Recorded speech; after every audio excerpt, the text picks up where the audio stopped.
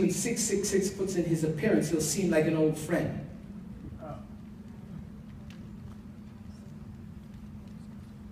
The Bible says the devil is the prince of the air. The media, our movies. Can I have a picture of the Columbia, please? Pictures? Now look at that again. We got our lady with the torch in her hand. Can you think of a lady with a torch in her hand that's mistress of the harbors?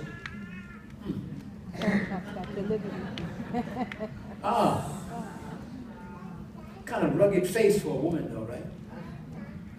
But maybe she's dual gender.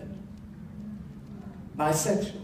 Remember, Aphrodite dresses like a woman and has the anatomy of a man. That's, here again, the yin and the yang mixing together. The created world may have male and female, but God, who's uncreated, there's no male and female. There's just God. And many of you are familiar with the African religion of Santeria. Many of you are Hispanic. It's an African lived with Spanish names and words. But the Santa Barbara medallion has a little red stone on it. That's supposed to represent the flame.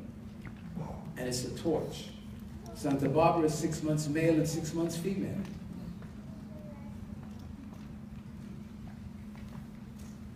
So she kills mankind, destroys mankind by getting them to believe in her, getting them to pray to her, getting them to come to her for knowledge. And the devil will give you knowledge, but it'll never lead you to God.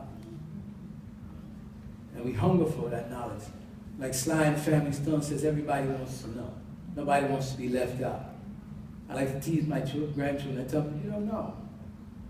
And you'd be surprised at an early age they react to it because they want to know. Like I said, all of these things are not just mere coincidence. The moon goddess also lives on as Mother Nature. In the studios, we have DreamWorks, where you see a boy sitting on the crescent moon, and he drops a rather funny-looking fishing line. It's not really a fishing line, it's a plumb line, a symbol of craftsmanship. But the crescent moon, that's the goddess Isis.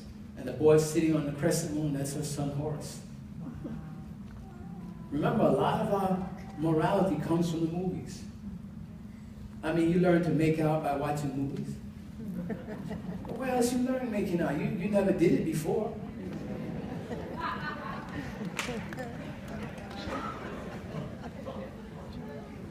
I mean, okay, so that's man and woman, that's natural. But then we have women and men making out. And it's all right.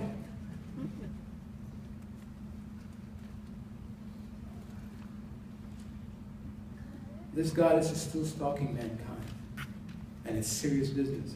You have to thank God that you're here today by God's grace. Like I said, the Emperor Justinian, when he had a coin made up, 5th century emperor, he had it made up and he had himself with a cross. But what do we have on the back of our dollar?